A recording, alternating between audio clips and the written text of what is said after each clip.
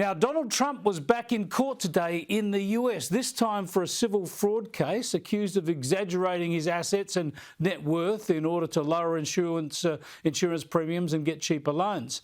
Outside court, he was defiant as usual. This is a continuation of the single greatest witch hunt of all time. We have a rogue judge. This has to do with election interference, plain and simple. They're trying to damage me so that I don't do as well as I'm doing in the election. Look, this court routine and the reaction from Trump is sort of deja vu all over again, as they say, isn't it? I asked Kristin Tate how this is all playing out now in the US. Look, Chris, I don't think it's having any impact on him politically at this point, or on the race politically.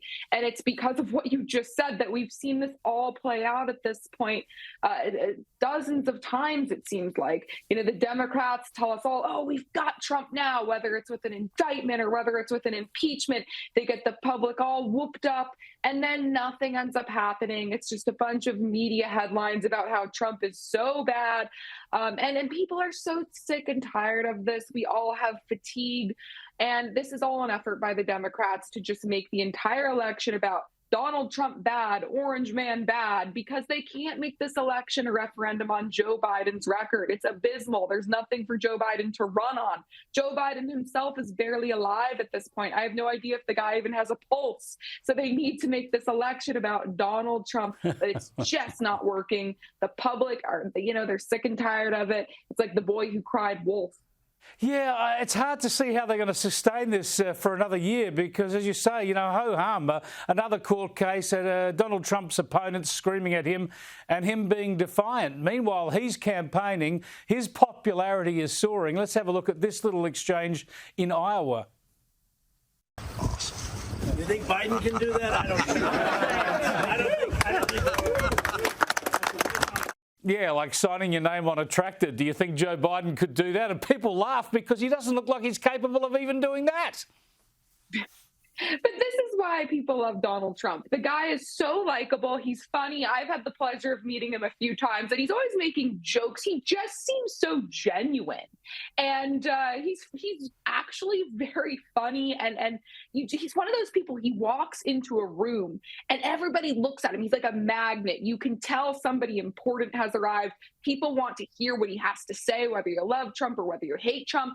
And what's been so interesting about this election, Chris, is that going into this election season, everyone was saying Trump has a floor and he has a ceiling. He can't really get below a certain percentage because his followers will always stick with him, but he can't really get above a certain percentage because the never Trumpers and all the people who voted for Biden, they're not going to vote for him this time. We're starting to find out that may not actually be true. There are polls coming out now that show Trump with an advantage over Biden in a general election. I was just looking at a Washington Post ABC poll that had Trump up 10 points over Joe Biden. So it shows he actually does not really have a ceiling. He can keep going higher, especially as Joe Biden sees his approval ratings really sinking. And that's why the Democrats are so panicked and why I suspect they are looking to have Joe Biden removed and replaced with another candidate.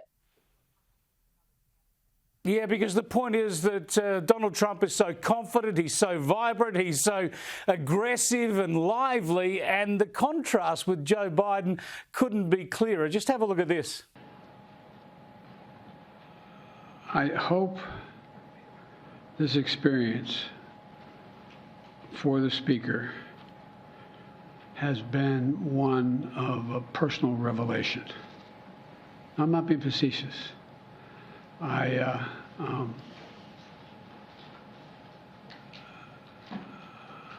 Anyway. Yeah, so there you go, Kristin. We just see the contrast is so clear between Trump and Biden. Meanwhile, on the issues, the border is still such a dominant factor, such a worrying factor for the country, and of course so damaging for Joe Biden. Let's have a look at the latest news reports. The border crisis up close. Our cameras there as this group of hundreds of migrants illegally crossed the Rio Grande into Eagle Pass, Texas. Border Patrol removing razor wire installed by Texas Governor Greg Abbott. Border Patrol says the wire can pose a humanitarian and drowning risk. Federal agents start cutting the wire, allowing the migrants to enter the U.S. Most of these migrants are from Venezuela, headed for cities throughout the country.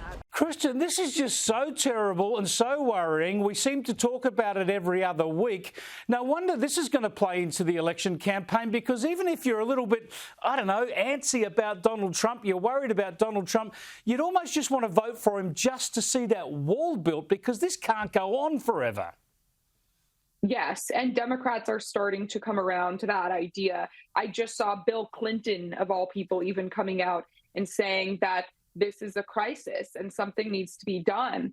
It's infuriating, too. I've seen videos in the past few days of just, hordes of migrants riding on tops of trains coming up here. They know this is the time to come up here because Joe Biden will welcome them all. And then you see videos of border agents. I saw a video of a border agent giving fist bumps to the migrants as they walked across the border. I mean, it is just disgraceful. Almost 75% of Americans say that this administration is doing a bad job handling this asylum seeker crisis. So this issue really could be what takes down Joe Biden. And this is why Trump really, really ought to focus his attention on the issues. If this is an election on the issues, and if it's a referendum on Joe Biden, there's absolutely no way he can win this election. The Democrats' only hope is to either replace Joe Biden or to make this an election all about Donald Trump. But I'm not even sure that the latter is going to work, Chris, because we see them trying to do that, and it's just not really helping them. Trump just seems to be getting more popular. And a lot of that is because Trump is likable and Joe Biden is just so unimpressive. But another part of that is because of the issues, especially immigration. People are finally waking up around the country, not just in the border states, to how dire the situation has become. Yeah, it's a fascinating and worrying situation. Thanks again for your analysis, Kristin. I appreciate it.